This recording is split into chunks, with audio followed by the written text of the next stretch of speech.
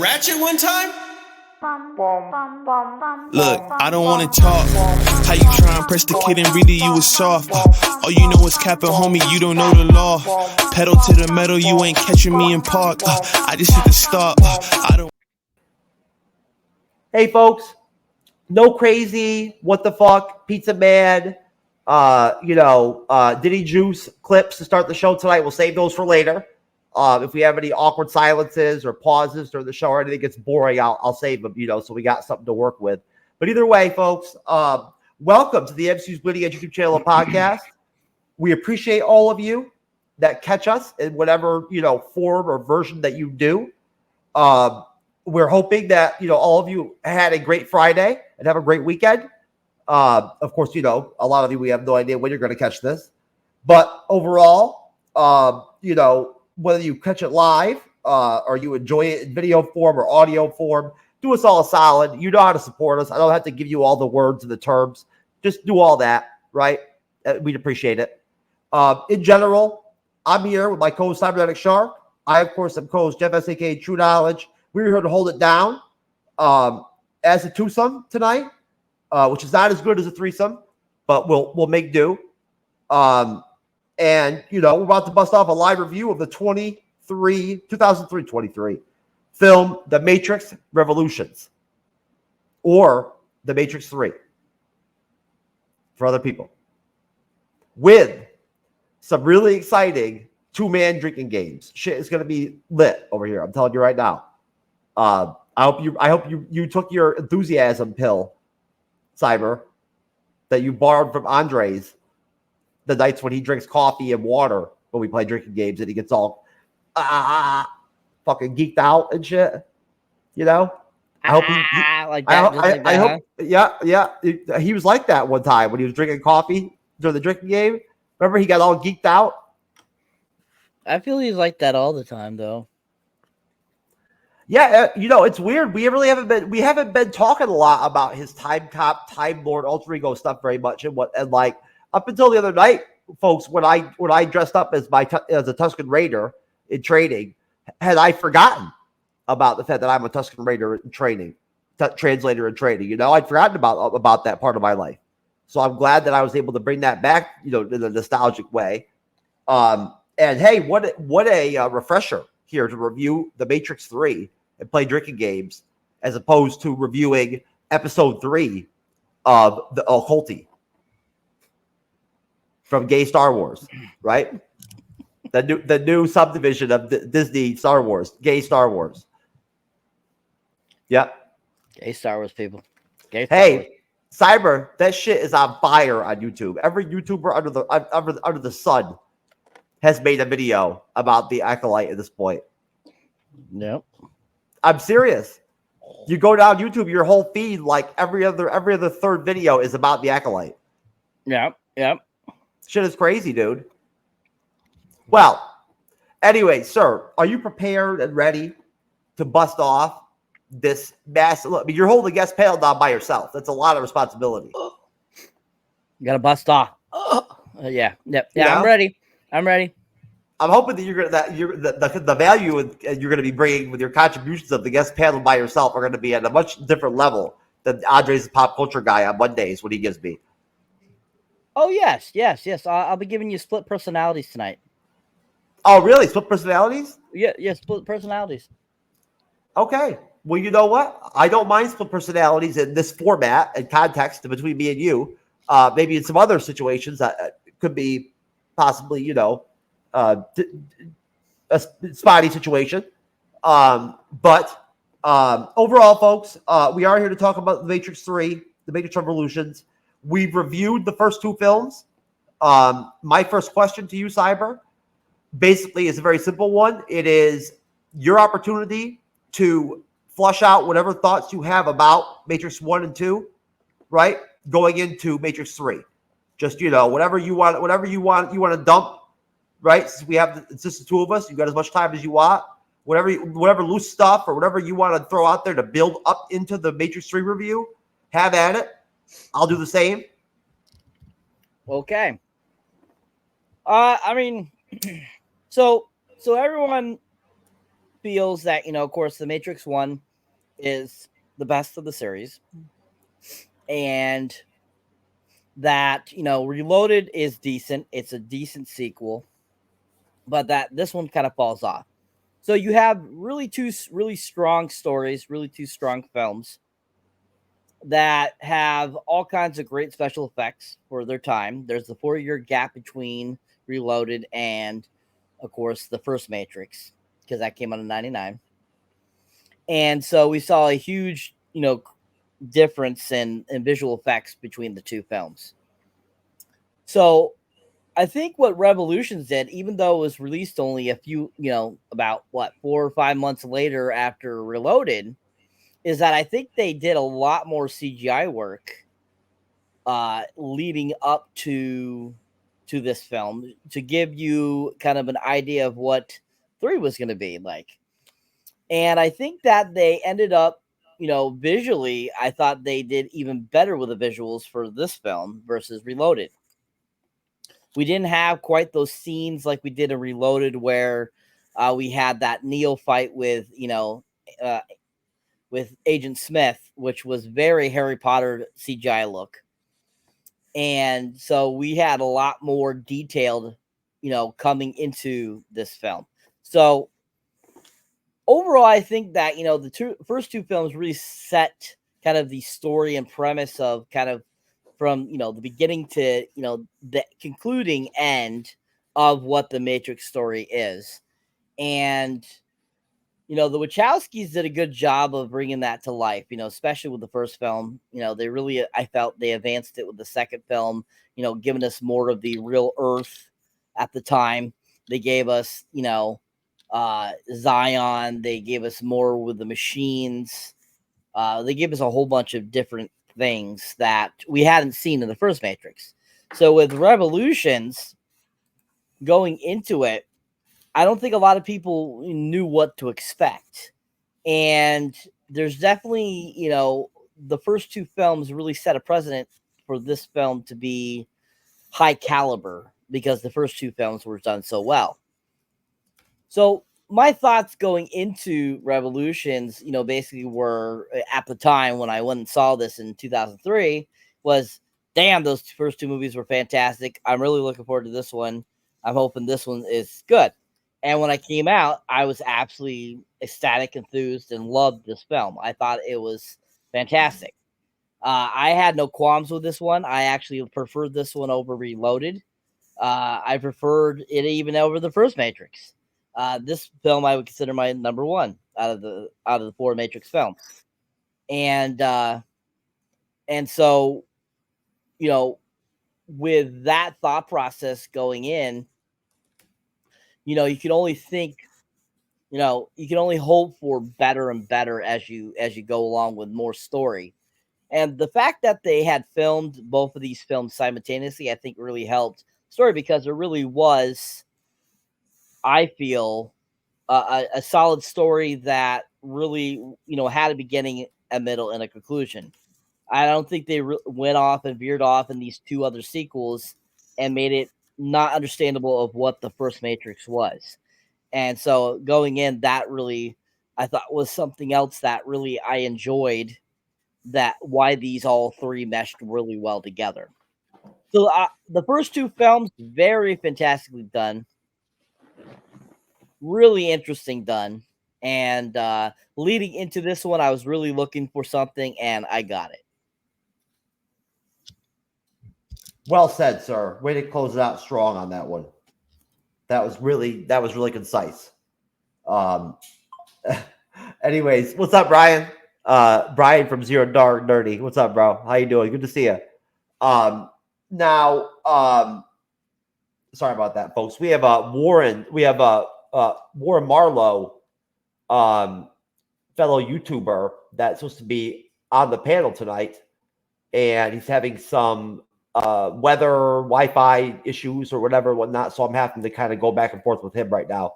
But anyways, so my only thoughts going into the third film are actually another question for you in the form of my thoughts, right? Just to change things up. First of all, though, we got serious business to get out of the way.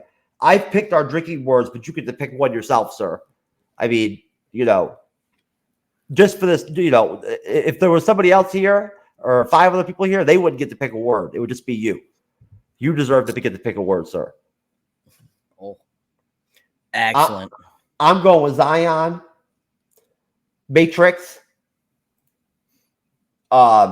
anything, the Matrix 1, 2, 3, any combination of all that, machines, and the word agent.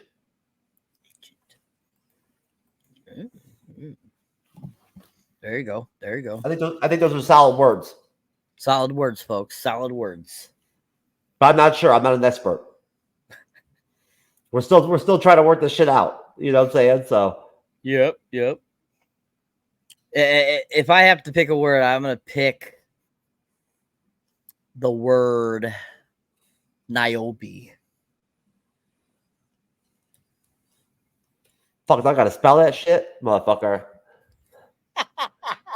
It's a good thing I've got a monitor right here with the name on it, where I can look at it and shit and whatnot. Because if I just spell that shit, you bastard, I would not. You'd be over here embarrassing my ass.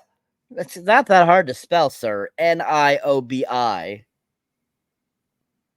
Niobe is it easy to spell? Yeah, dude, come on.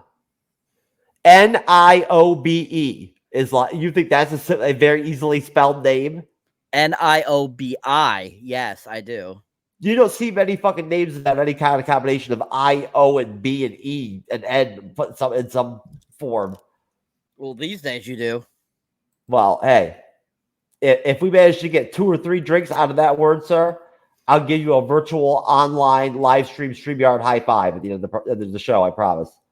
All right, so the drinking game is on now. So, like, we are now culpable to have to drink, right? So we appreciate you. We love it too, sir. It's nice to be the MCU'S Bleeding Edge, and it's nice to live in the live stream dimension over here with the Matrix Revolutions. We still have, hey, and folks, you know what? Not next Friday, but the Friday after that, we actually have the 4th Matrix film, Resurrections, to review, which I've never seen before. Can't wait. I'm very excited. So, my other question for you, sir, was essentially going off of what you just said a moment ago. What about it specifically do you feel, if you had to nail it, sort of throw it out or narrow it down to 4 or 5 aspects, makes Reloaded considered by so many people a much better film than Revolutions? 5 words, 4 or 5 words that make it better than Revolution. Aspects. Yeah, parts. Reasons. The why. Or give me 3. Unfortunately, I don't agree with that because I don't think Reloaded is better than Revolution. Tell me what you think there. What those people's reasonings would be. Flip it around like that. Give me 3. 3. Because I hear it pretty commonly from the people whenever I talk about the M movies that Reloaded is. You already said something like somewhat similar. That Reloaded is considered by the major populace as a better sequel. Yes, it is. I mean, honestly, probably I'm thinking story, action, and I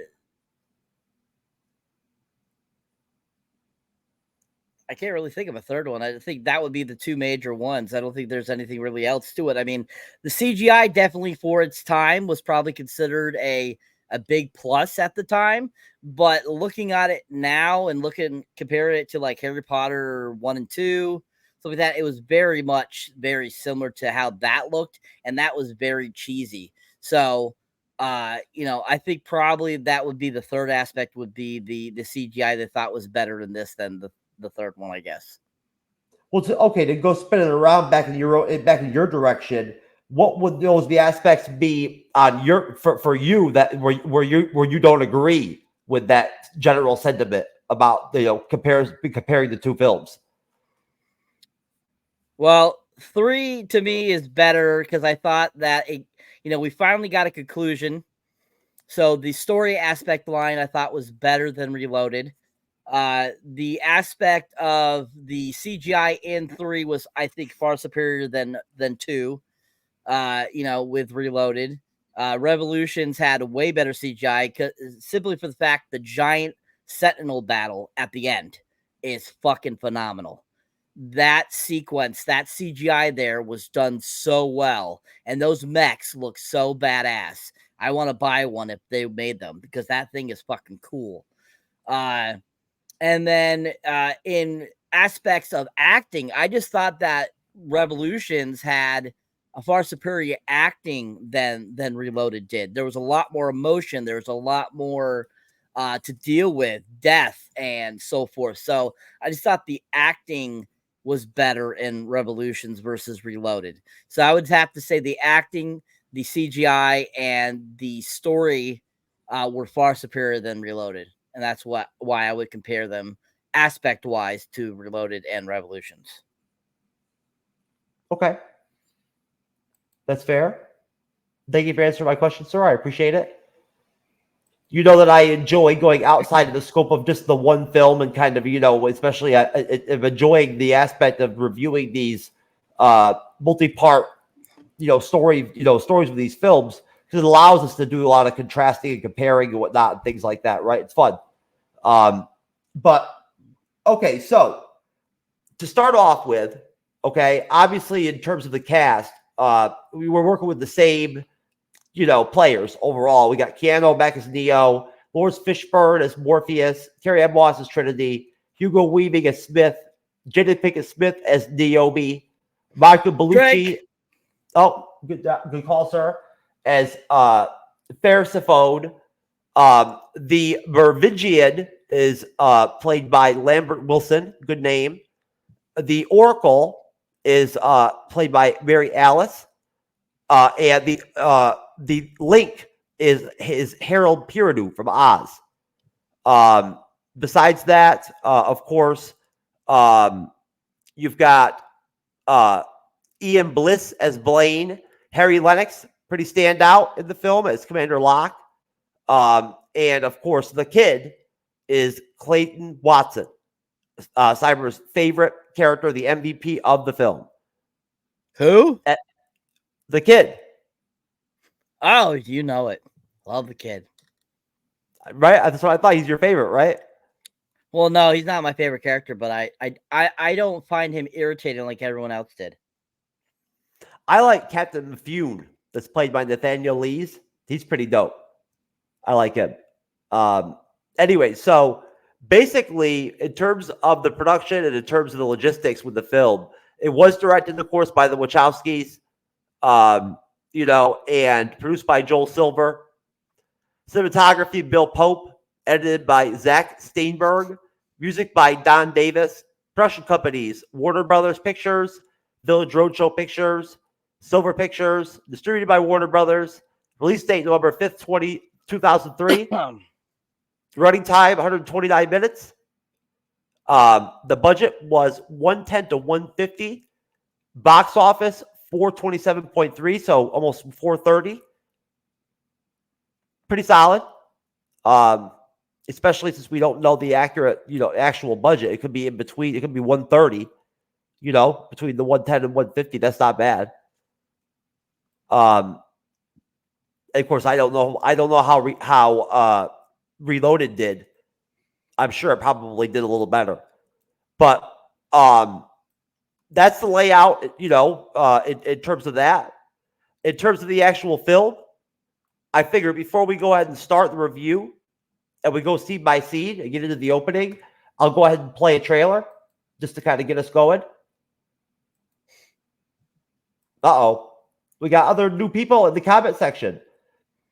ZDN, what up? What up, Kill a Disciple? Good name. That's dope. I like that. Really cool. Very nice. I enjoy that.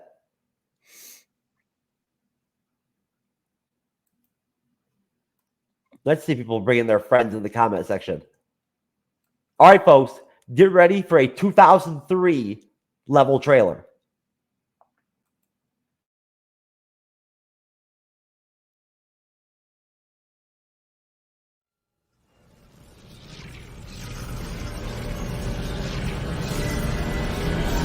The program Smith has grown beyond your control.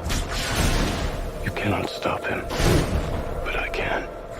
If you fail, I won't.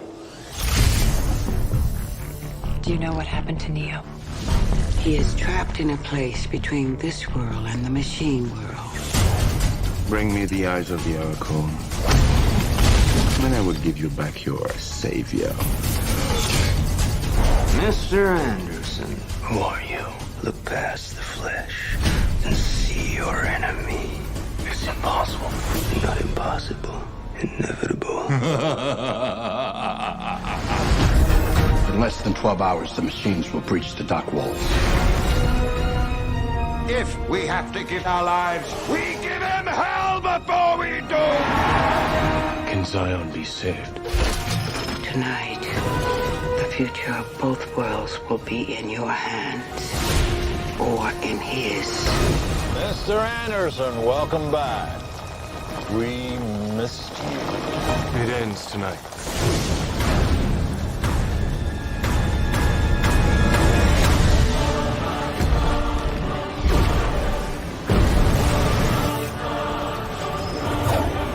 You've never believed in the One.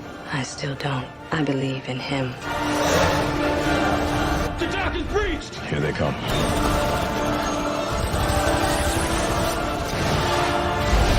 Neo is doing what he believes he must do. If you tell me we'll make it, I'll believe you. We'll make it. We have to. I don't know what he can do to save us, but I do know that as long as there is a single breath in his body, he will not give up, and neither can we.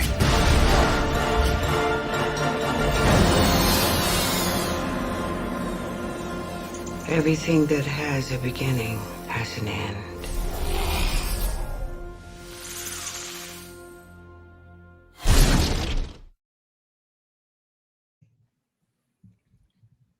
There you go. Very hard hitting. Solid trailer. I was just joking. It was okay. It was not. It didn't shake me or anything, Cyber. All right. So the intro. Okay. Title sequence. We start off with characters. Neo and Link. I hate when I play drinking games. It's like, when I'm just like going to say regular words that are benign and don't even have anything to do with it. I'm afraid. I can feel like the nerves, like that. I might be saying one of the drinking words. It happens to me. Anyways, I get like fear. We start off in the medical bay of the Nebuchadnezzar, right? Which I love the name of their ships. They all have really great names. The Hammer, it's awesome. And essentially, Neo's in a coma coming off of, M2. And Link has discovered that Neo's mind is trapped in a place between the M and the real world.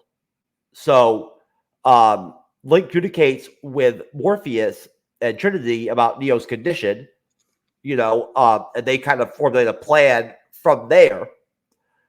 In the meantime, we move forward to, Neo and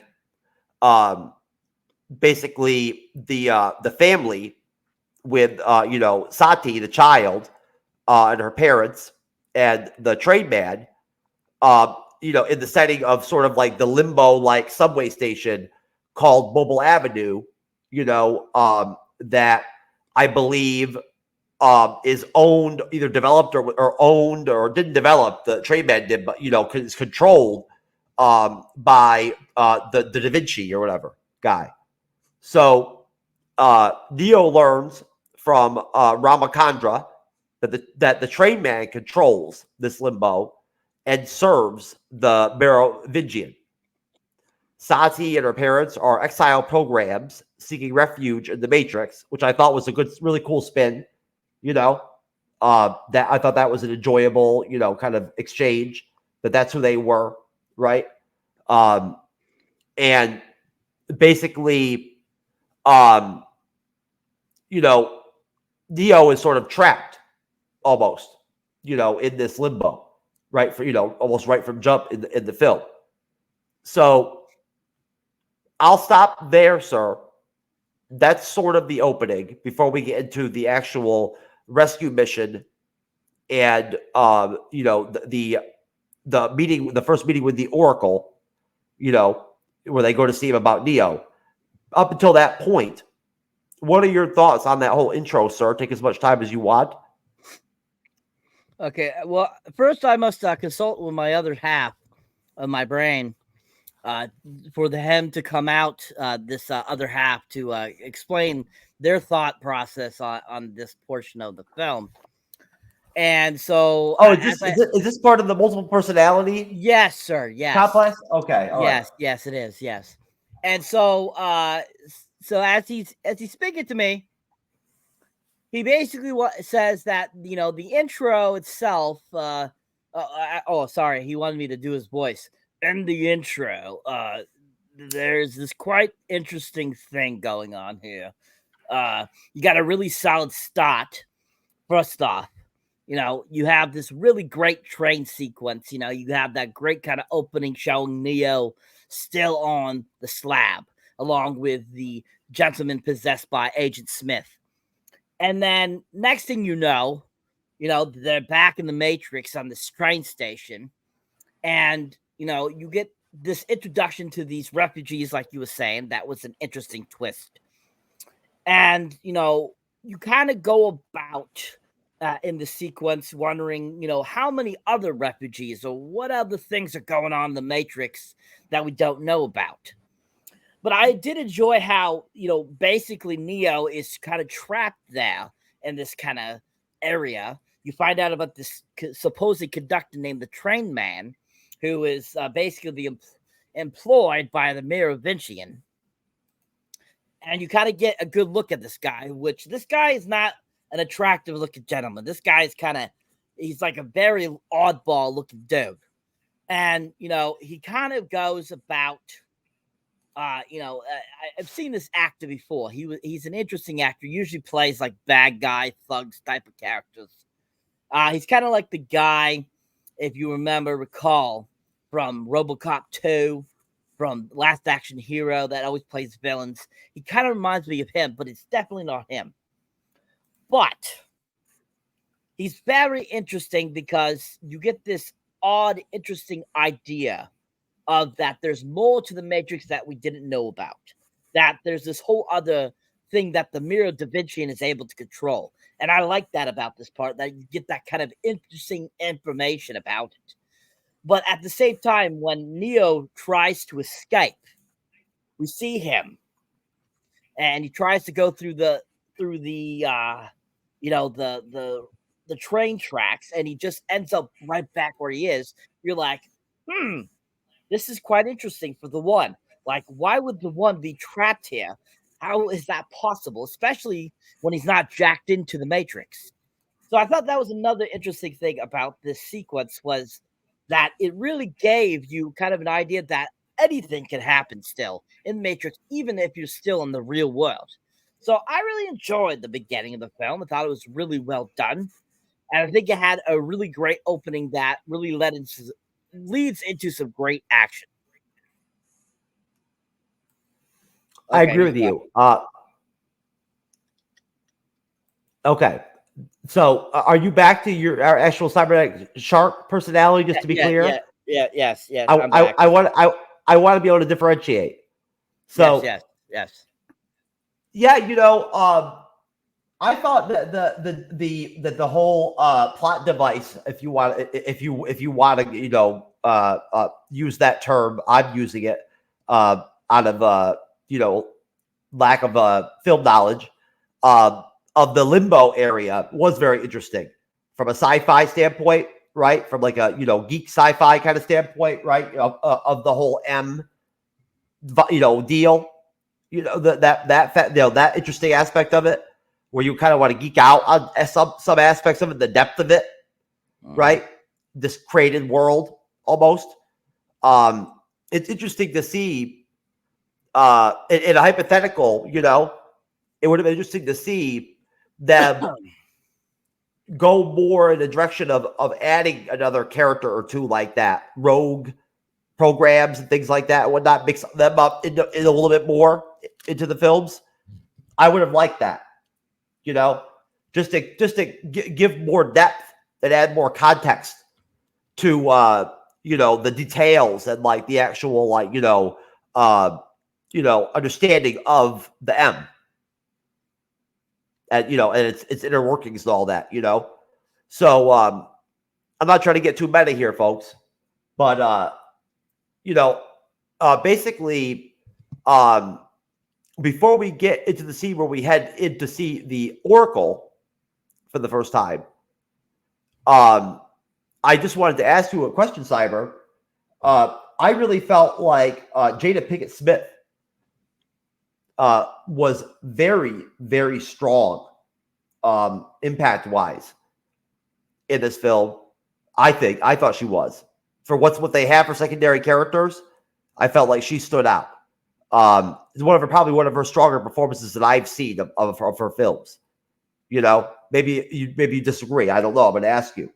But I thought not maybe lesser as much. She also had a very solid impact in her opportunities in her short scenes in Reloaded.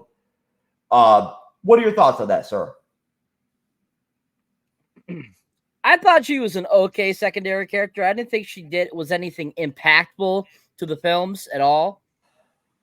She definitely was, someone that was there to really kind of help, kind of be a kind of a side kick to Morpheus. I feel kind of giving Morpheus some other interesting kind of details about him, and so I think they kind of created her character to kind of be Morpheus, kind of like, kind of love interest, but at the same time, kind of be like his new kind of like person that would be a part of his group.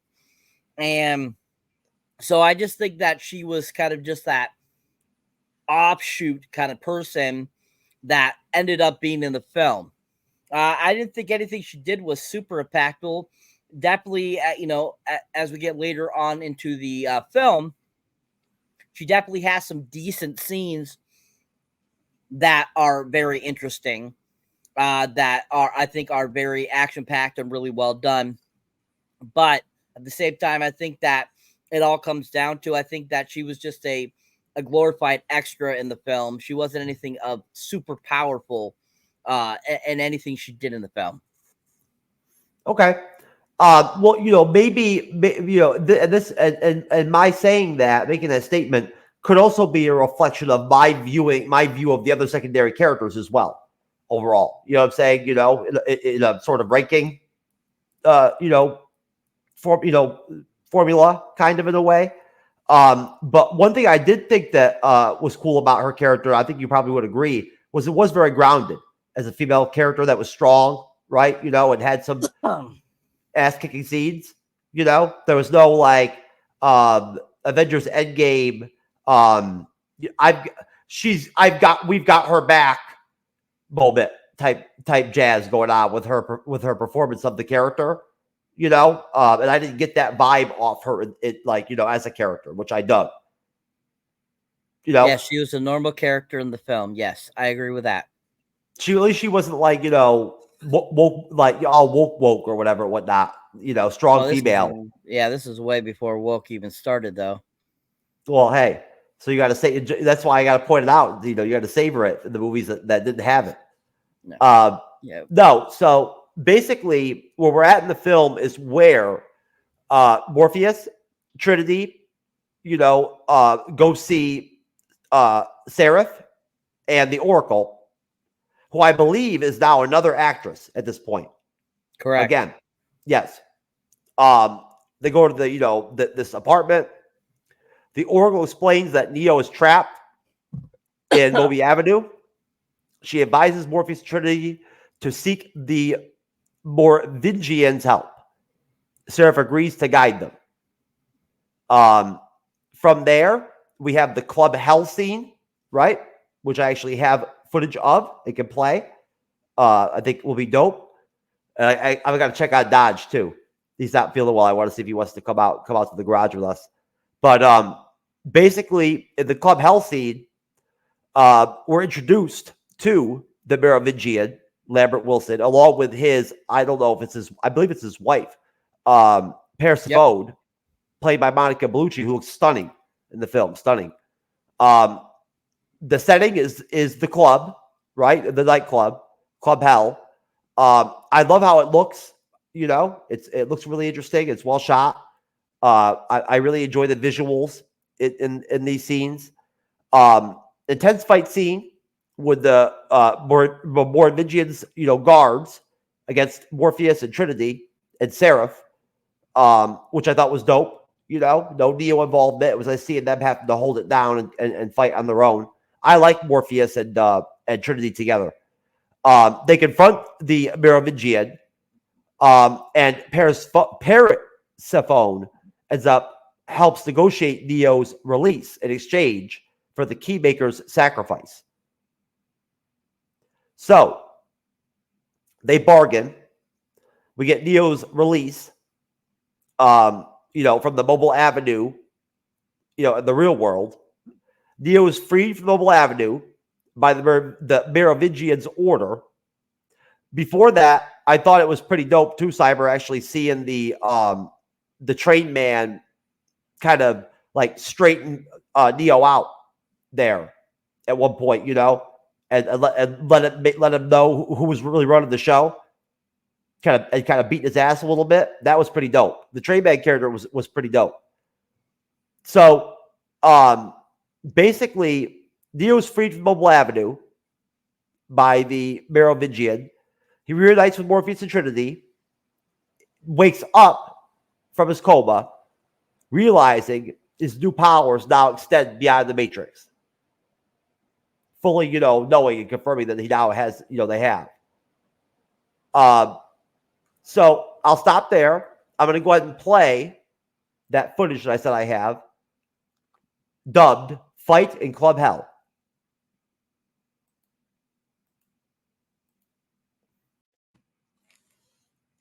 Something tells me that the Merovingian or whatever that probably swings both ways. What do you think, Cyber? You think? That was drinking game. Yeah, most definitely. You could tell by the voice. That was drinking game tonight, sir. You know what, sir? Obviously, as I explained earlier in the show, things are still a creative process. Maybe I did not pick the best drink words tonight. I apologize. I tried. I don't fucking know. I'm not an expert.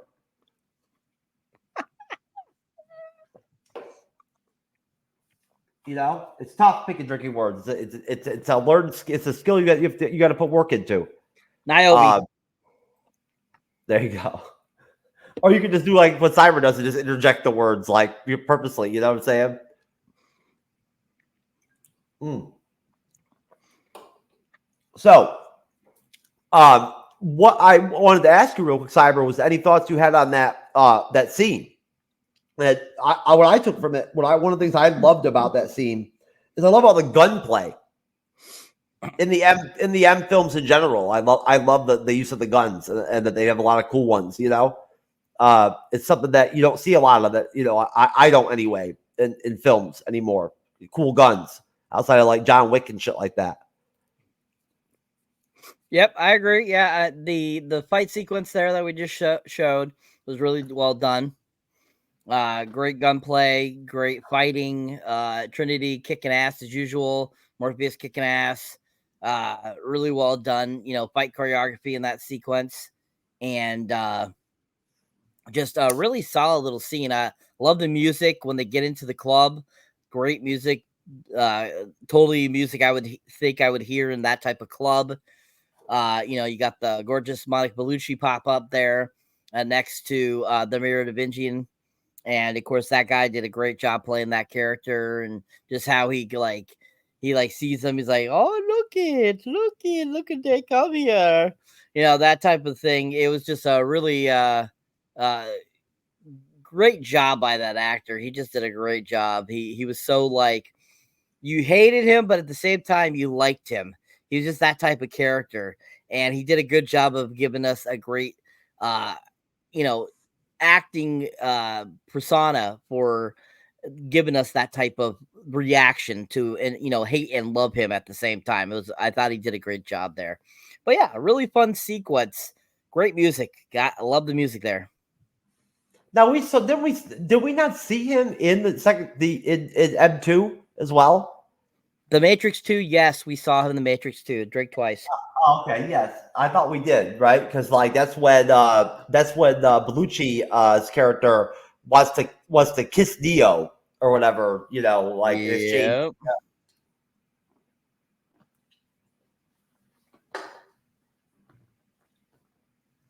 I'd be like, if I was negotiating with her, I'd be like, well, as long as as long as we're gonna, go that route, why don't we try to work out like, a short BJ in exchange? You know what I'm saying? So you could really get it, Can you imagine if she did the scene like, with that, like however it went? Like, I want to feel the passion of giving you a BJ. Like Trinity would. I want to feel it again. I want to feel the BJ passion. Is that your Monica Bellucci impersonation, sir? Neo, present your lightsaber. That would be a better Star Wars film than this. That what we're getting with the Acolyte.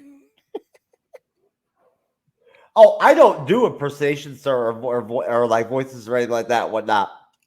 Any attempt I make even going in that direction is me going way out of my box, like way off the reservation as far as that seemed a little too femme for you, It's not, sir.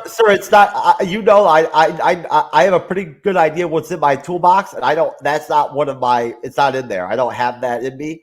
But you got to give me credit because when I do try, and anytime I make an attempt, I'm really pushing myself. You know what I'm saying? And like put myself out there because I know I'm not good at it. You know what I mean? So like I'm at least I'm attempting. I give you 5 gold stars, sir. Yeah, I mean, hey, we are live after all. I mean, I know we've been doing this for so long. This has become this like. We're almost like we're in the M, or whatever. Like it just blends right into life. But we are live. You know what I'm saying? For some people, they find this very nerve wracking. It's very like nervous for some people to come on and do this what we do. You know that? Sure. Yeah. A lot of our guests come out and get nervous. They sure do. It's not them. It's not the M or aka the Matrix people. Oh, Drake. Can you imagine the ones that in the past, like 2 years ago, that were nervous being live, coming on now and seeing like the other night, I haven't listened to the view count in like over an hour, and all of a sudden looking at it's fucking like 68 people or whatever, whatnot. That would really fuck them up. They'd be really nervous then.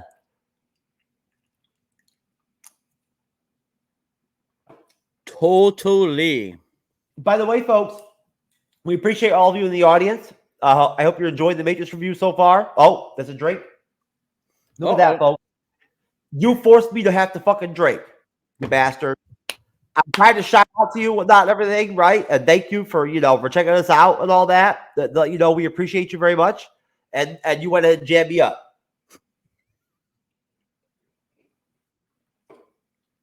Well, we got to get the drinking game going at some point, sir. Just that extra drink might be what causes me to blow a fucking 0.01 above the legal limit later tonight or some shit. They catch a Dewey.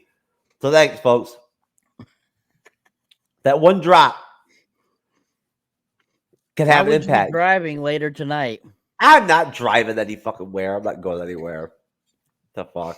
I don't go anywhere after shows, especially after drinking game night. Not driving anywhere. Sure, sir. Sure. All the 24-hour massage parlors are too far away. They've got one in Sarasota. It's 24 hours. I can't imagine what the kind of massages they do over there, sir.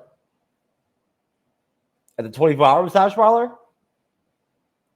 they probably got Swedish, hot stone,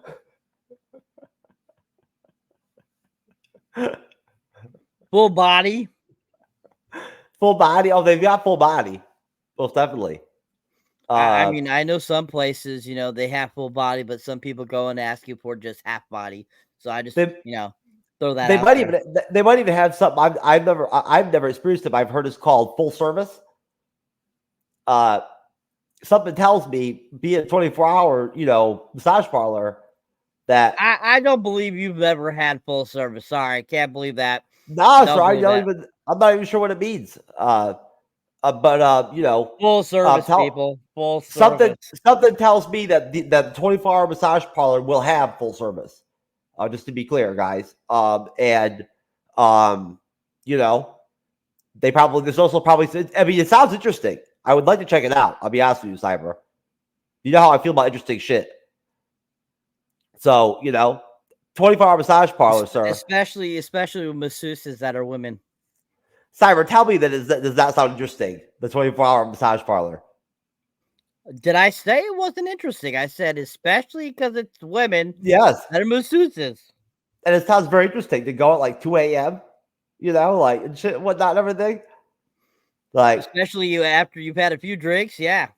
Yeah, you know what I'm saying? It could be some seriously interesting shit over there. Like, you know, some different massage techniques that like maybe you never experienced before. You never know. Anyways, something tells me that they probably always have 4 hands or nothing available, right? Being 24 hours. So you don't have to worry about that. Maybe even 24 hands. That's a lot of hands. So that's a lot of hands, sir. Those massage sir, those rooms are not that big. What would that be? That would be what? See, if you had 24 hands, how many women would that have to be on? Let's say 2 on one person. Sir, these Asian women are a lot of them are very small. Well, that would be 12 women. Yeah, but these rooms are not that big, sir. Some of them. It'd be tight. Oh well, I just go outside. It would, yeah, but then you would be able to participate, sir. Oh yeah, you can. Yeah, just find a good bush, you know, that good stuff, you know. Well, I'll tell you, one time when I was at the massage parlor getting a hot stone, neuro massage to work things out my back, this little Asian chick actually walked all up and down my back the whole, like, during it, whatnot, everything. I loved it. It was so awesome. Right? This little short, pudgy Chinese chick. What was she, like 3'7"? She was probably like 4'10" or 4'9" or something like that, 4'11". And it was awesome. I loved it. Just like how she was just like crawling and walking right up and down my back and shit. Why she was massaging me and everything and whatnot. You know, it was cool. I dug it. I really did. You know, that spidery shit and whatnot is kind of a turn on for me. I like that shit. Anyways, folks, we would advise you to consider checking out the 24-hour massage parlor. And, you know, I don't know. Again, I'm not sure what this full service stuff is all about. Maybe there's something in the Matrix. Oh, fuck, that's a drink. Maybe there's something in M3 about it, that, like rather out of the film, like that. You know, I'll have a better idea. But I've heard it's good. You should look for that to happen.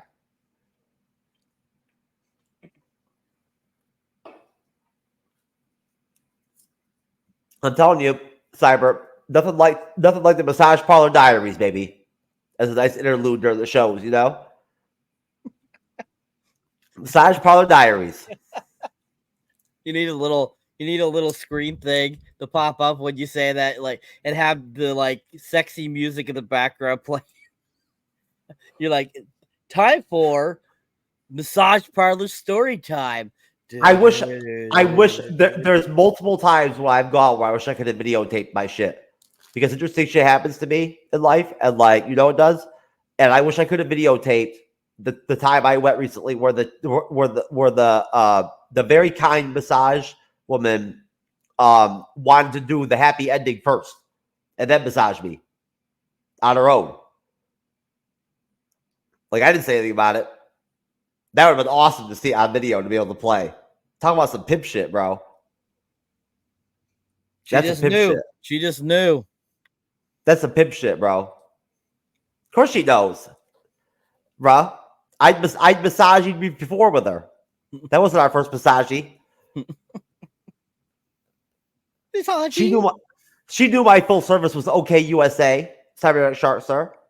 Okay, you say. Yes, sir. I know what full service is, sir. I full serviced her before, for the once. So, that's why she went in that direction. And it had nothing to do with my benefit. All those out there watching, if this is a good break time for you, I should recommend go get another drink, a wonderful condiment of some sort for your snack that you're eating while you're watching this, or maybe go get us a massage. As we talk about the massage diaries. Do you think I should have complained, Cyber? Because honestly, she didn't do that shit for me. It wasn't for my benefit. You know what I'm saying? It didn't improve my experience. It was literally all about her just wanting to must have been bored and wanted to get laid. Right? That's all it was, dude. Seriously. Yeah, I would be so upset. No, it was cool. It was cool. I mean, I was down with it. I mean, it was a change up. I'd never done it that way before, so I was like, "Oh, okay, cool." It's whatever. But I found it kind of complimentary. But then when I thought about it, I was like, "Wait a minute, that chick was as horny and bored." You know what I'm saying? Like, come on now. I don't think that's a bad thing, sir. Though. No, I would not complain. I would not complain, sir. No, sir. It's a huge compliment, sir. It has to be a huge compliment. Seriously. Right, as you just made it clear that your pimp. Yes, sir. Obviously, my full service with her was okay USA, high quality, type full service skills. So, that swayed her decision making on how to rotate or how to lay out the schedule of the massage that night or that day. Yes, sir. Then, of course, the first time I went, when I got my 4 hands or nothing, if I could have had that on video, sir, epic, sir. Now, this is a Matrix Revolution review, right? It is, sir. Yes.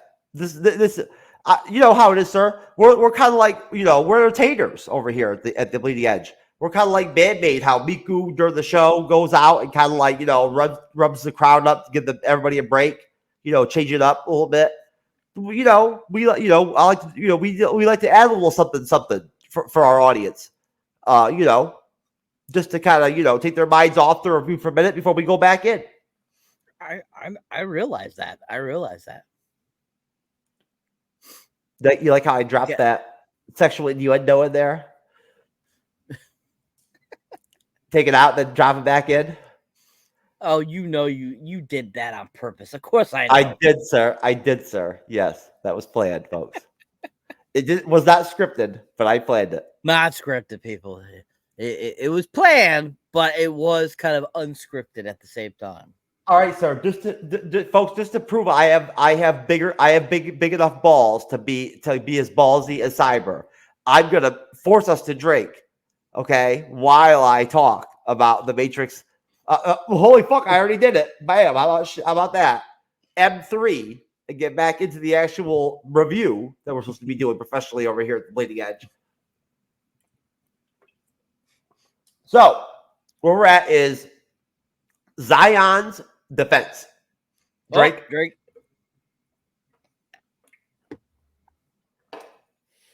So we switch over, to Z World, baby. Okay.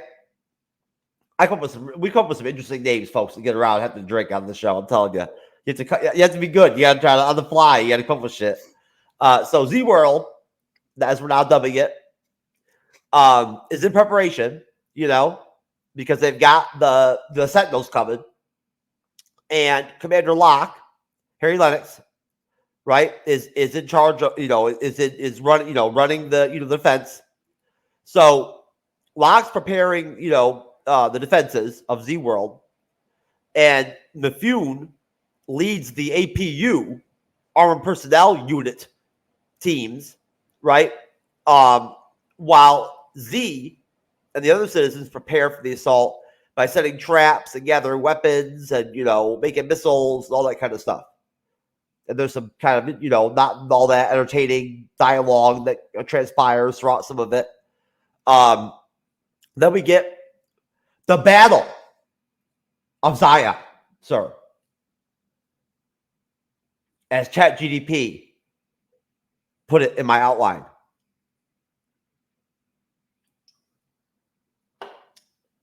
The battle. And the kid, Cyber's MVP, is in the show now. Okay? He's on. So it's on now. So the Sentinels breach World Z's defenses. Mifune fights valiantly, but is killed. Watching the fucking him pumping off those rounds off that unit and shit whatnot against the Sentinels looked dope, man. The visuals were great. But is killed. The kid, Cyber's hero, steps up, replacing the actor who played young Frank Dukes in Bloodsport, taking Mifune's place and opening the gate for the Hammer ship. I love that the name of that ship, the Hammer. That's awesome. The Hammer's EMP blast disables the Sentinels, but also World Z's defenses, leaving them vulnerable, right? Like they're basically electrically dead, right? It's a really solid battle, you know. If you're the sentimental type, I guess maybe if you were catching this in the theater and, you know, the movie caught you in the right moment, you might get some emotion out of this, out of everything that goes on. I'm not a huge fan of the kid, personally. For one thing, the fact that on Wikipedia, as a character in this fucking movie, his name is the Kid. He doesn't even have a name. That is fucking stupid. I'm sorry, but that is pathetic. What the fuck is that, bro? The Kid. Come on, bro. I'm telling you right now. Cyber, they created the Danny Award for the Kid, essentially. Okay. The Danny Award was inspired originally by the Kid. Oh, okay. Just to be clear. Yeah, no, but the Danny Award was inspired by The Shining, I thought, but I get where you're coming from. It was inspired by Matthew from Born to Watch. I blame him for the. Oh, that's the House of the Dragon trailer, folks. I blame Matthew. There you go. He really did inspire me. It's his fault that I made that. I did it because of him. How it all played out like that, but something that happened between me and him, something he said or whatever, whatnot, caused me to make that. That's what happened. It is literally his responsibility. But no, we're gonna come up with the kid award, right? Because it's fucking hilarious at the end of the film when he has his OK USA moment and everything. We'll talk about that later, but it's fucking hilarious, dude. So, sir, what are your thoughts on let's drink the Zion's defense and battle scenes with the kid? This is one of my favorite parts of the film. Though, like I said before, those robots are so fucking awesome. And the visuals they did on them were so well done. And even 21 years later, it still looks fantastic, especially in 4K. And those machines were just so awesome. I remember seeing the trailer for this. And when I first saw one of those, I'm like, oh my God, that's going to be freaking epic. And just that battle sequence is so awesome. Watching the guys reload the guns with those machines they have, them shooting all those freaking sentinels and stuff like that was really awesome. And then it was all old school with just the big fucking bullets and shit and boxes, you know what I mean? Yep. Whatnot, right? Shooting these big machine guns and shit, you know? Yep, and it's how they did the sentinels was really awesome too. Them grouping and becoming one giant long tube almost, and them having to blow them all away at the same time as they're coming at them like that and stuff was just so freaking cool. And this whole sequence is really awesome. You really do hate that they kill off the sergeant there, And because he just like kicks ass, especially right at the end there when he's doing his final battle before they swarm him. He's just like, and he's like blowing them away and shit like that. Was so cool. His death improved the movie, and it also like inspired the kid to become like, you know, like all-star kid. All-star kid, huh? Yeah. Kid version All-star kid. Kid version 4.0, sir. Hilarious. Anyways, but yeah, I mean, you get that great scene where the kid has to go out there and reload his guns for him. The one gets jammed. He gets up there and kicks it back in, which was really dope. And you just get this great fighting sequence that was just so well constructed. And it looked so visually awesome too. And I just can't get enough credit for how visually pleasing it was and how much they put an effort into the CGI for those scenes. Because like I said, compared to the fight sequence with, you know, Neo and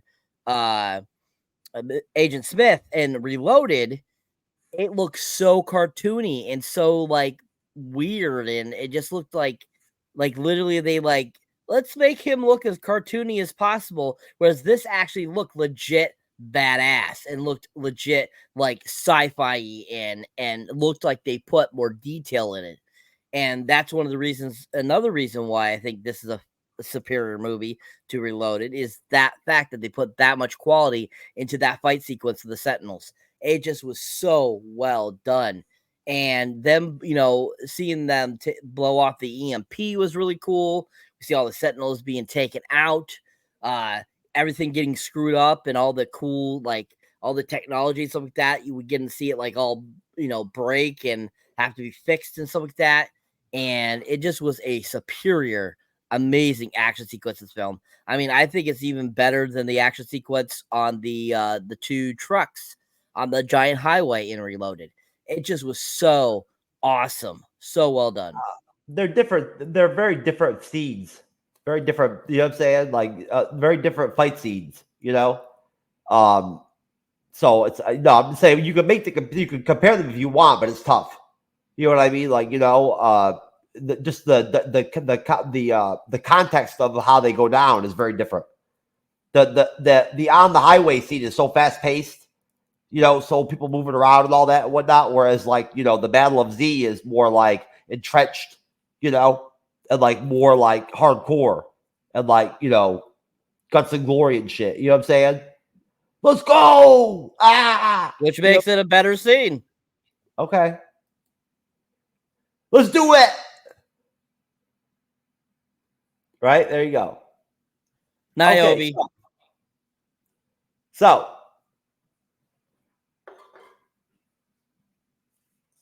it's sad that you got to validate that pick as a drinking word by just flagrantly throwing it out there and whatnot and everything, because it forces us to drink.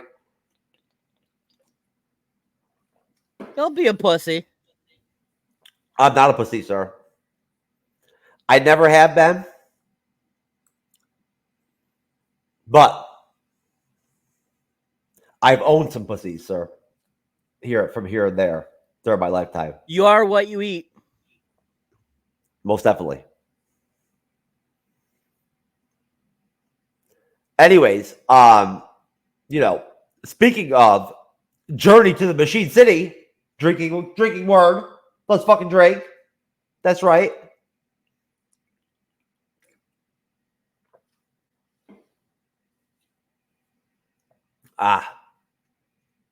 It'd be interesting if I was a pussy, to be honest with you, sir. But I don't know what kind of pussy I'd be, but I've never been one. Thank God. I'd hate to be one. I'd rather be an arrogant prick than be a pussy. Anyways, so Neo's decision. At this point, we get the Neo Trinity sort of team up part of the film where they're the Nebuchadnezzar going to the Machine City, and Neo decides to journey there to the Machine City to negotiate peace with, you know, with the hive mind or whatever of the M's. Trinity insists on accompanying him piloting the Logos, another fucking great ship name. The Logos. Look at that. All of them have dope ship names. They certainly didn't use the scramble bag against the wall technique. So we get encounter with Bane when in the Hammer ship, Neo and Trinity are attacked by Bane. During a fierce struggle, Neo is blinded by a power cable. Despite his injury, Neo uses his heightened sentences to defeat Bane. What'd you think, Cyber, of the whole like Smith possessing Bane bullshit? I didn't care for it. I liked it, especially because in that sequence when Neo is using his heightened senses, we see Smith in like that fire look, and that was really cool. I loved that. I thought it was super cool. And I thought that it was hilarious that they had it where he ends up possessing a human, showing that he has got outer control other than the Matrix into the real world. And I thought that was kind of an interesting take on how, that technology could take over anything. And I think that was kind of like them kind of saying that, like, oh, got to be careful with technology. And we can see, like, with Agent Smith, he kind of evolved over the last two films, and he's able to basically take over the human body of a person. And you're just like, what? Like, how's that even possible? And I still don't understand how that's even possible. And, well, think of it this way. Just like how they have to be jacked into the Matrix, he's able to go through those cables and go into whatever that Matrix is jacked into. So if a person is jacked in, he can infiltrate what's jacked into that jack. Same thing kind of like with, when you poke your finger into a light socket, you get shocked by the electricity because you're hitting the electricity. Same kind of principle. Similar, like full service. No, different, sir. Different. Okay. But anyways, yeah, that's pretty much what that was. But yeah, I think that's a great scene. I enjoyed it. I was pissed that Neo gets blinded. I was like, really? Are you kidding me? At least he didn't get killed there. I was happy for that. But I did like when he gets blinded. I was like, what the hell? How's he supposed to go on? So yeah, other than that, I thought it was a decent scene, and I enjoyed the whole Agent Smith being able to take over the human thing. That was interesting. What about the dynamic or the relationship between Neo and Trinity? I've written this down in my questions for the show for us, right? Individually, like besides my outline, just random questions I wanted to throw out there. I felt like the relationship and the chemistry between Neo and Trinity really added a strong element to the film's the theme and the segment of the film where overall of the film, but especially this segment of the film, right? And the final segment of the film, their time together. They've been together across 3 films, and so there's like already like a connection, for the audience and the fans of the M, where like with the relationship, it's a celebrated kind of thing. But what did you think? I really felt like watching it today and last night, maybe I never noticed as much how much better than Reloaded they were together. I felt more organic. I mean, by this point in the film, or by this point in this film, I should say, even at this film here, we have already established, that Trinity, and Neo love each other, and so by this film, their love for each other has really grown since they first fell in love in the first Matrix. So definitely that would play a great toll in this film, hiding it, giving it more of presence, with them having more screen time together, because that love is one of the main principles of why Neo is able to do and be the one, is because of the love he has for Trinity and the love that Trinity has for him. So I think that plays a really great deal into Matrix Revolution. Oh, great. and how the story progresses, because it helps give Neo the push he needs in order to do what he needs to do to save Zion. Oh shit, Drake. So, that I think was a huge catalyst, in this film, and that it did do better in this film versus the Reloaded, because if you think about it, in Reloaded, we get to see them, they have sex for the first time. We get to see them interact quite a few throughout the film, but the thought process is more focused on doing things in the Matrix. Whereas in Revolutions, they're more focused on saving the whole picture. So, and their whole picture involves their love. So I think that it's more centralized in this story, in this film versus Reloaded. So I can see why people would consider their connection in Revolutions better than Reloaded.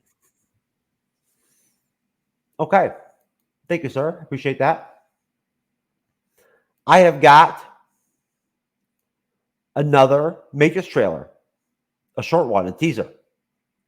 I'm going to play it full service style, baby. Let's do it.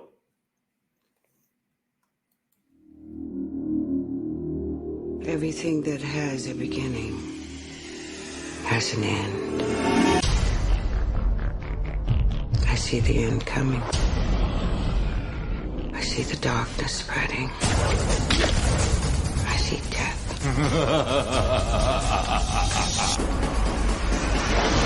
Mr. Anderson, welcome back. We missed you. It ends tonight.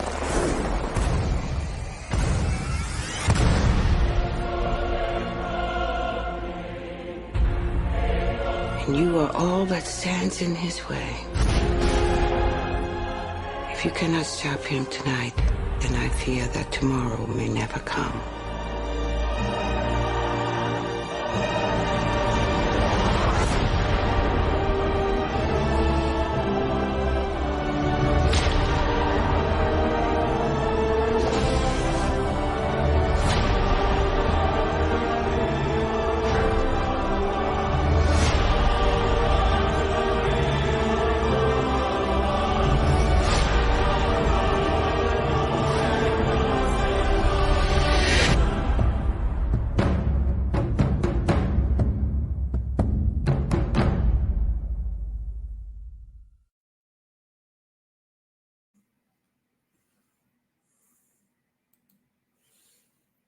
Okay.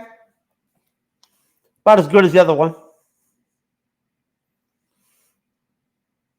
What are you going to say, baby? The trailers back in 23 were not, at the same level as MCU, these days, current time, type trailers. Trailers these days are fucking disgusting, all of them. You could have the worst movie. It could be Morbius, but the trailer's sick. Yeah, unfortunately, I disagree there, because I have seen some great trailers of recent that I find very enjoyable, and definitely trailers have changed over the years. Most definitely, they have become a lot more telling, as I would like to call them, of what's going to be in the film. A lot of these times, they give away a lot these days, whereas then they gave away a lot less. And I think that trailers were definitely better back then. So the fact that they gave us less and they didn't show too much of what was going to be coming.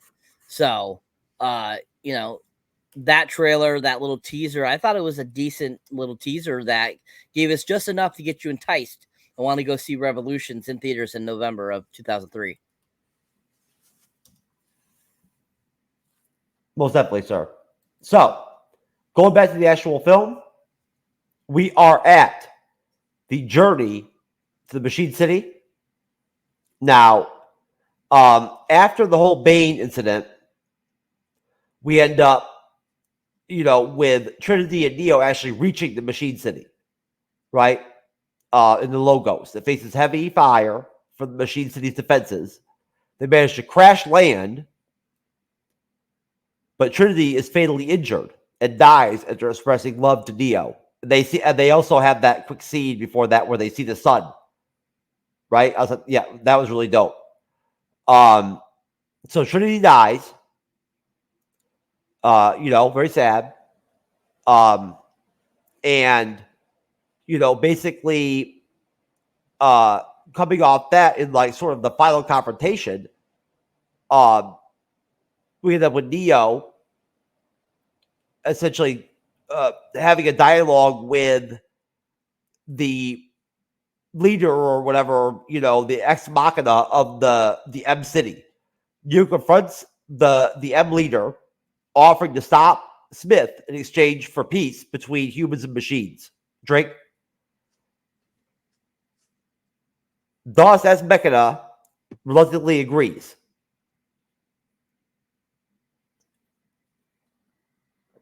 I'll stop there, Cyber. Up until Neo goes to take on Smith. What are your thoughts on that section of the film after the death of Bane with the Machine City, Drake, and the death of Trinity? Great character.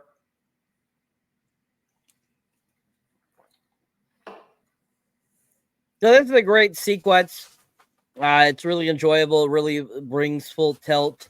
Kind of the story finally, bringing Trinity's story to an end, Bane's story to an end. Like I said, seeing Bane and Neo's new vision and him like basically breaking his head off was like super cool.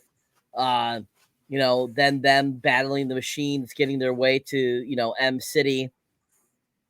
And stuff like that was really cool. The visuals are really amazing. The look of the ship, the look of the outside of the worn-torn land, all the power lines and stuff like that was really cool. And them taking on the machines was really cool too, as well. Them fighting them off. Leo using his powers to try to destroy them, which was really cool. And I really thought that was well done. And Neo trying to do it, but at the same time having a hard time doing it. And so that was really awesome. Them getting to see the sun for the first time was really awesome too, as well, after they get above the clouds. And that was really cool. Them getting to see what, a sunny world would be like, and how beautiful it could be. And, just how they look at it. It's like, oh my God, it's like you've never seen this before. And it's like seeing something, amazing for the first time. And that I thought they both did a great job of expressing that, seeing like the supposed sun for the first time. Them going above the clouds was really cool too. That all that visually was done so well. Great special effects there. And,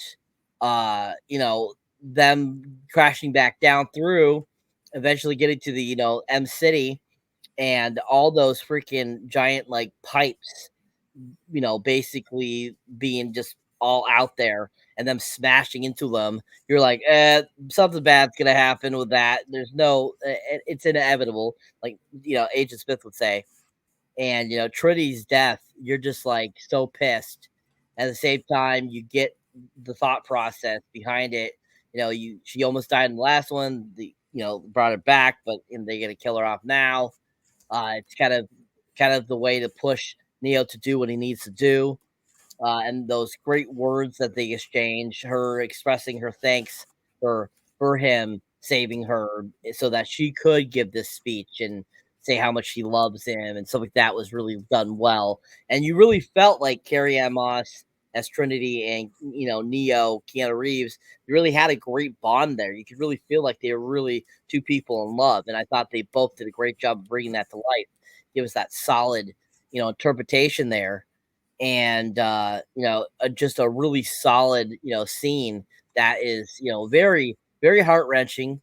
But at the same time, it's like, if you've seen this before, usually after a few times, it kind of just becomes, that sucks, versus it being very emotional, like the first time if you saw it in theaters or something like that. So really great sequence, really enjoyed it. Thought, that it was all done really well, visually done really amazingly, and just a really solid portion of the film. Okay, most definitely. Thank you, Cyber. I appreciate that. Do you want me to did you want me to go into one of your multiple personalities after for another round, or are you good? They all disappeared for some reason.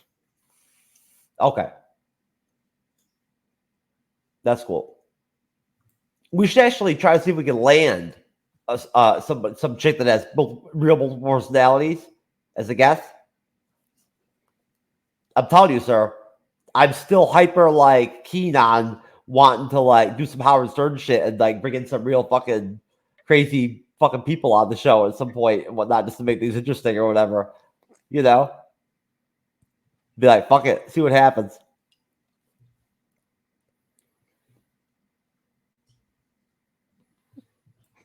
Oh, Howard Stern.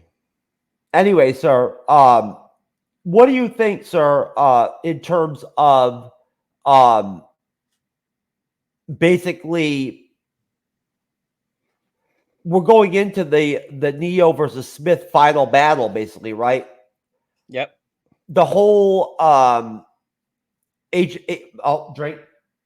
The whole Smith assimilating the entire population of the M and all that. And then, you know, there being a dichotomy where the whole deal now is always that whenever Neo fights him, he's fighting like all these multiples of him and shit and whatnot and all that.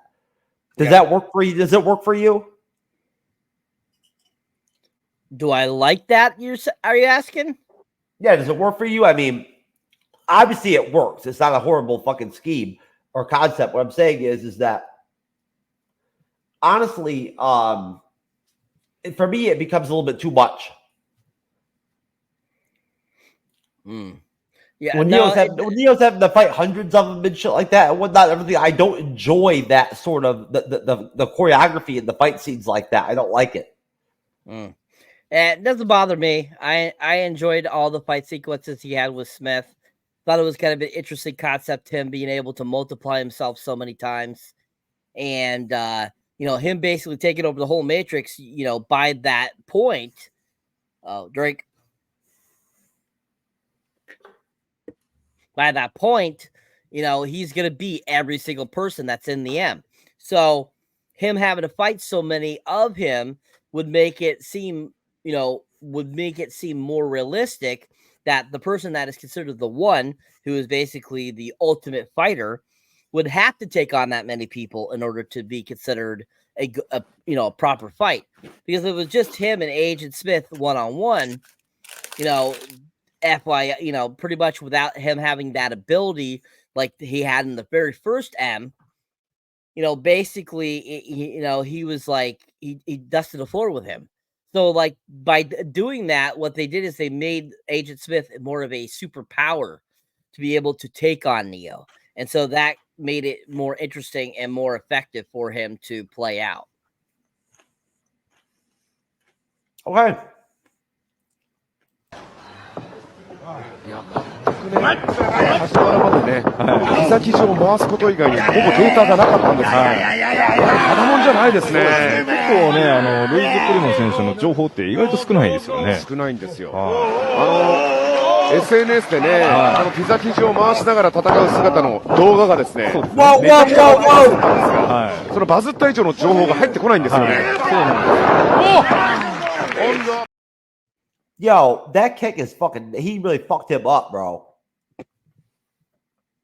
That was like some kickboxer blood sport level fucking shit. Seriously. Could you imagine if you fought some dude and finished the fight with that? Kicking him like that, whatever, on video? Talk about fucking like, be able to like have some bragging shit, bro.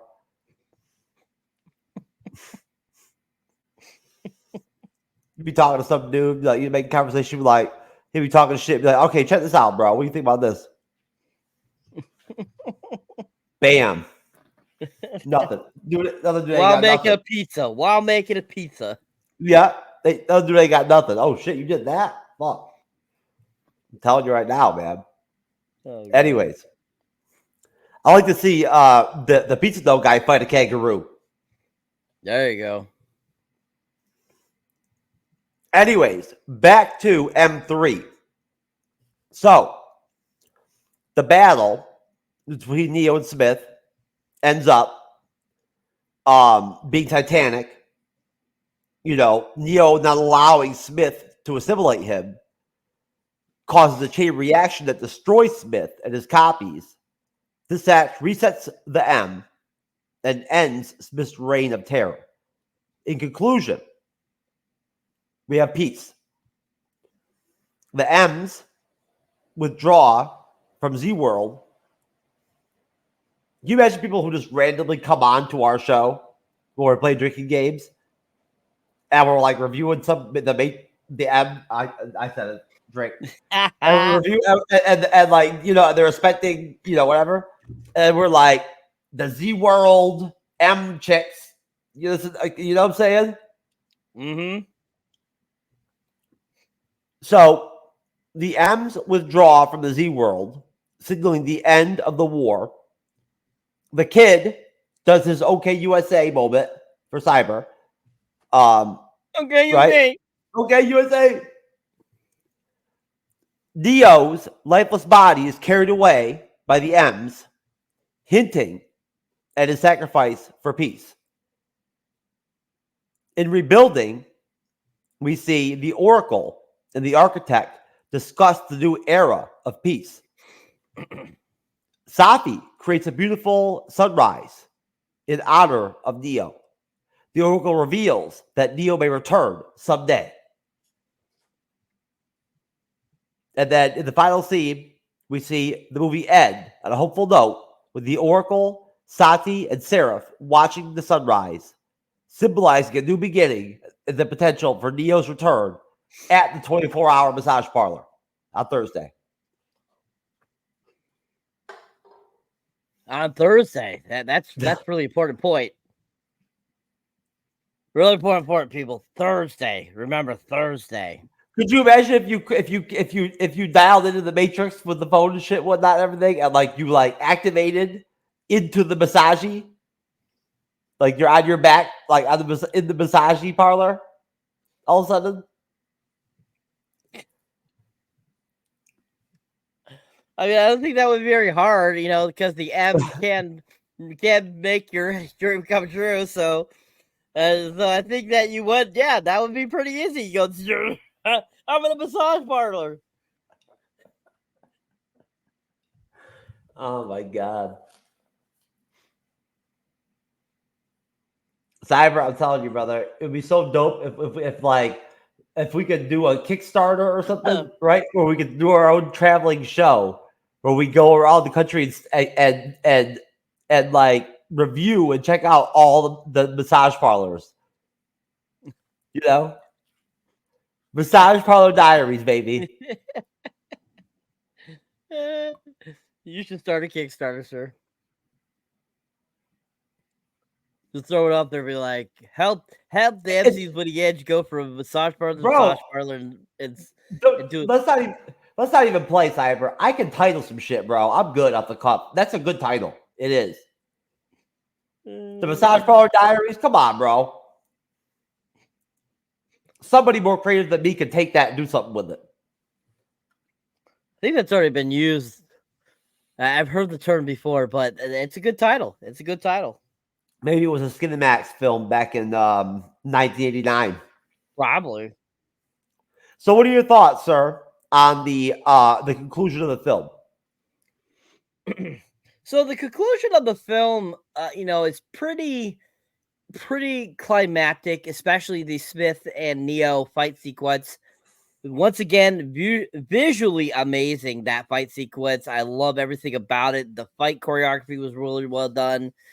You know, Hugo Weaving and Keanu did a great job of fighting each other. I thought that they had some really great moves, each of them, and their presence and how they evolved their characters from the first time we saw them to this, you know, final climactic battle at the end of this third film.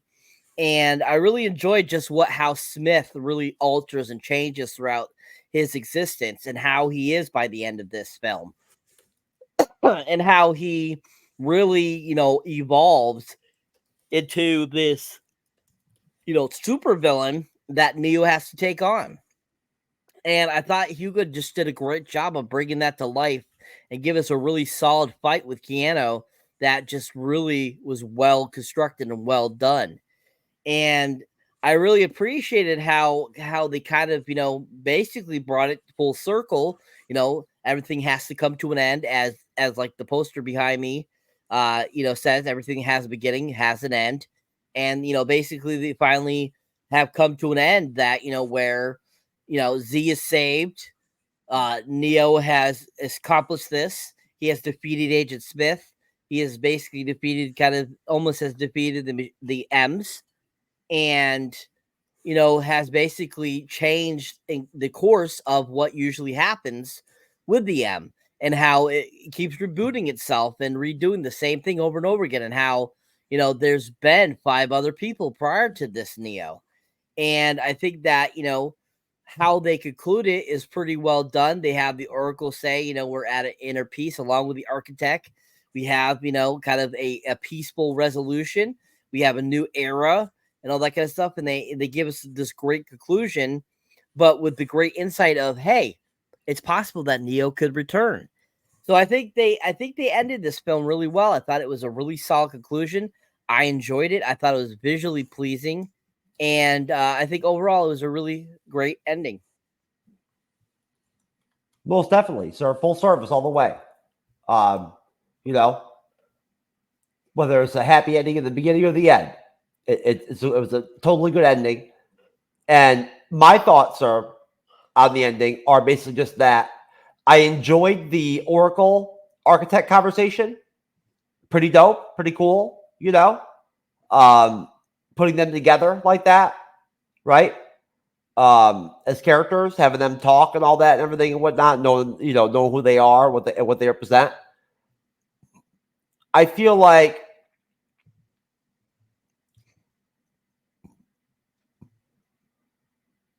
at the end of the day, M3 is not my favorite Matrix film at all. Oh, drink.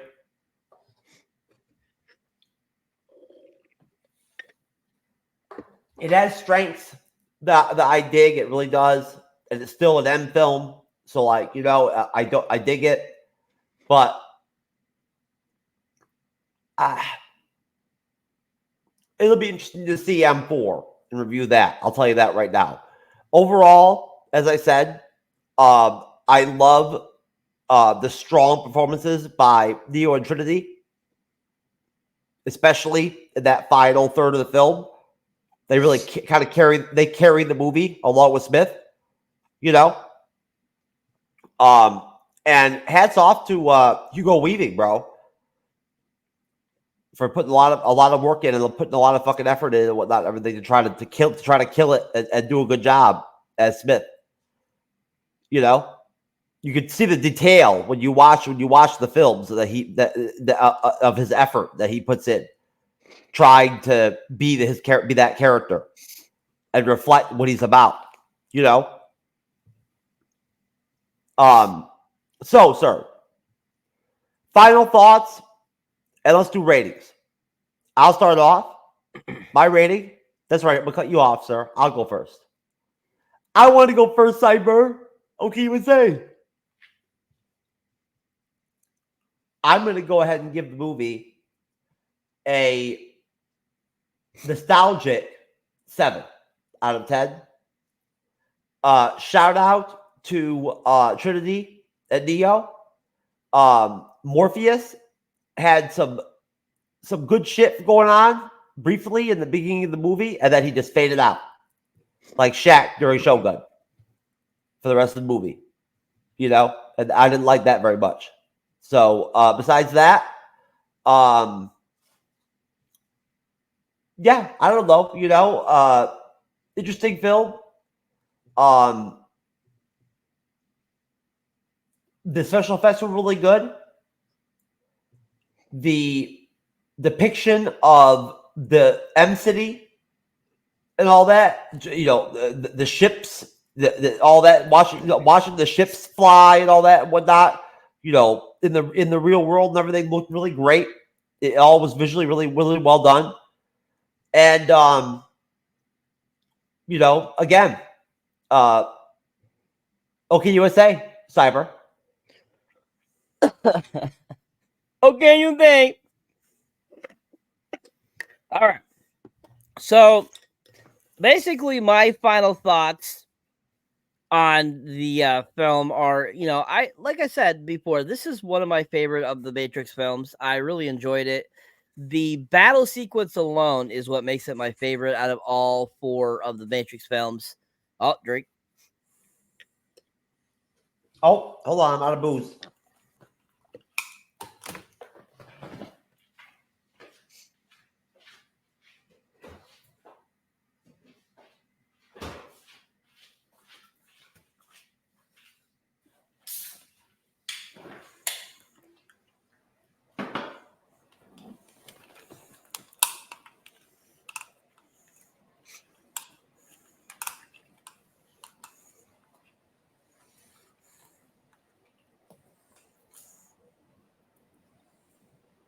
Drinkity drink.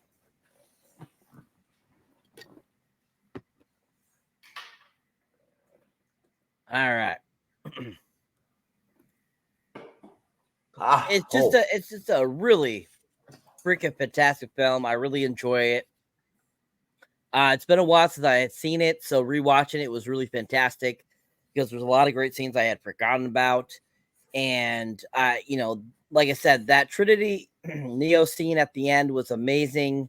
The fight between the machines, and the Gunners and Z is utterly fantastic, along with the Agent Smith and Neo battle. And it's just a really well done film that, it's just so good. And I thought it was visually really well done and really enjoyable. I give it a giant 10 because it's my favorite of the 4 Matrix films. It's just a really well done film. I thought it didn't get enough credit for how good it was and how much better the animation was for this film versus, Reloaded. And I just think overall, it's just a really fun film. And if you haven't seen it, highly recommend. Check it out, people. Most definitely. Go back to 2003, since I managed to say it without saying 23, right? Michael Jordan's number. Go back to 2003, right? And go watch that bitch. Seriously. I'm the pop culture guy. Will help you time travel back, and you can go do it. It'll be dope. It'll almost be as cool as going to the 24-hour massage parlor with me inside. There you go. All right, folks. This is the end of the show. Another Bleeding Edge style movie review in the tank. The M3. Yes, I'll take a drink. Matrix Revolutions is in the tank. We are very thankful and appreciate everybody that checked us out live tonight. Just like we do, everyone that checks us out in audio, video form. Thank you so much, Cyber, for holding it down in the panel, bro. Being a panel of 1.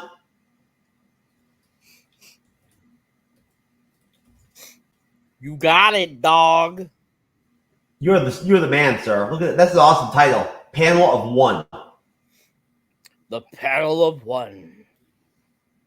Coming to a theater near you. There you go. So, pretty easy plugs tonight, folks. This is just going to be Cyber. If I can pull up his channel. I'm having some technical difficulties over here. I got some Diddy juice on my keyboard.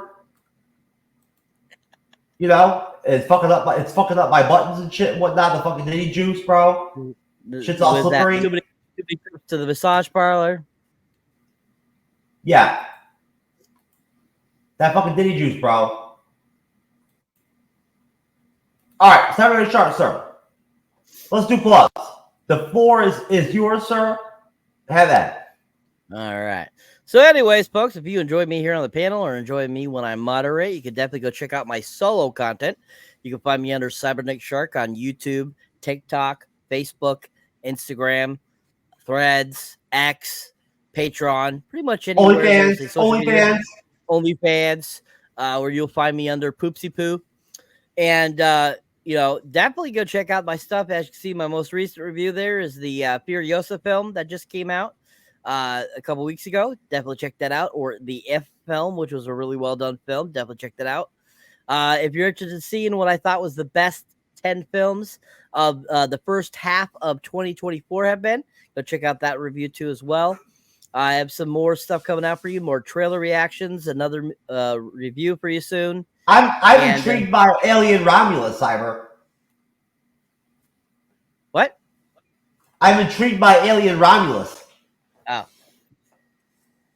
All right. Excellent. Good to know. You must have watched the actual first trailer. I did, yes. I love Alien films. Yeah. Also directed by Fede Alvarez, who directed the Evil Dead remake. So that should be interesting what he brings to that. As you can see here, my most recent under the Crow and 8mm there. If you haven't seen those films, definitely check them out. We'll be reviewing the Crow actually soon in another couple weeks or so. So keep an eye out for that on the Bleeding Edge. There's always next Friday. Next Friday. Definitely keep on trucking, keep on subscribing, and definitely check out my Patreon page and my OnlyFans, all that good stuff. And more stuff for you coming your way, folks. Keep on watching. I would want to go watch or go check out Cyber's OnlyFans if you actually have one. I would want to go check it out. I would, to see what kind of interesting stuff he had going on over there. It's got to be better than the Acolyte. Shout out to I'm just a pop culture guy who's not here. I hope you enjoyed your night off, sir. I hope it was worth it. You would have had more fun with us. That's okay. Folks, we love you out there. Thank you for everybody in our live stream audience. Y'all were great. Thanks for taking the time, spending it with me and Cyber. And at the end of the day, Cyber, sir, it's always enjoyable to tee up with you and go old school, like we're back in the day, in the beginning of the Bleeding Edge, just me and you. Handle our business, right? Let's be honest. Our most efficient, clean, with it shows are just when it's just me and you. Like at the end of the day. You know what I'm saying? So Cyber and I work very well together. We've been doing this for a long time. So we're waiting on our first YouTube plat for so many years together as co-hosts. It's a new YouTube plat they're doing. When you spend so many years together as co-hosts, it's almost like a brotherhood, like the Brotherhood of Steel, baby. Right? So we're waiting for that plat. That's what YouTube needs to come up with. But no, folks, we love you out there. God bless you. Thank you for enjoying our M3. Oh, fuck it. I'll take a drink. I'll say it. Matrix 3 Revolutions review. Thank you for supporting the MCU'S Bleeding Edge. Thank you for supporting Cyberneticshark. I'm just a pop culture guy. We will see you on Monday. Andres and I for the House of the Dragon, episode 1, with Jermaine and his squad. Should be off the chain, right? Next Wednesday, the Acolyte, episode 3. Could be fucking who the fuck knows? Shit show. Goddamn, who even knows, man? You never know what's going on with the Acolyte. It's its whole world. And then, like Cyber already mentioned, what I'm very excited for, the review of the original 1994 The Crow with Brandon Lee, with Tim and Seth for Middle Age Movie Reviews. Should be dope as fuck. Can't wait. Enjoy the rest of your weekend, and we'll see you in the next one. Peace.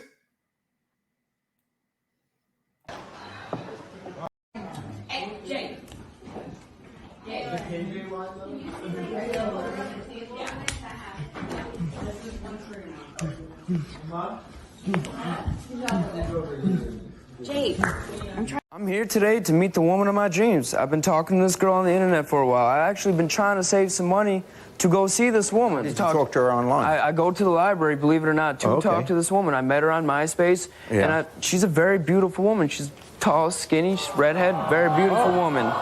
Why don't we do it this way? Because you've never met her Never before. met her. Well, then I'm going to ask you to leave for a few moments, and we'll want to bring her out, let the audience meet her, and then we can both observe you two meeting, which will be a nice moment in your life. Okay? So if you would just all right, thanks a lot. leave her. We'll have you back in a moment. Thank you. So her name is Joby. Let's bring out Joby.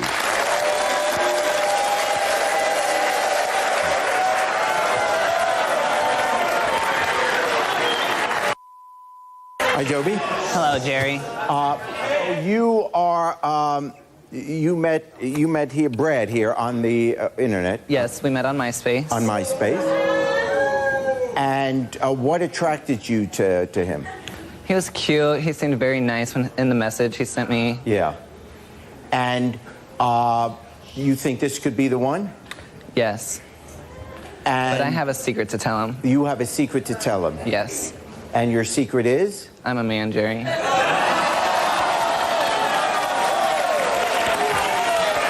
He says he wants to meet me, you know, he tried to get a bus ticket or whatever. Yeah. I said I'd just call the Jerry Springer Show, you know, because then it'll give it more of a spread. Well, let's see what, you know, what his reaction is going to be. But you really care about him. This isn't just to play a trick on someone. You really want him to be okay with you. All right. Well, let's bring him out now. Okay, how about a nice hand? Let's bring him back now. Here's Brad. How you doing? So good to meet you.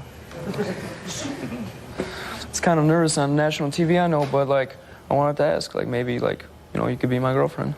Well, Brad, I have to tell you, I'm a man.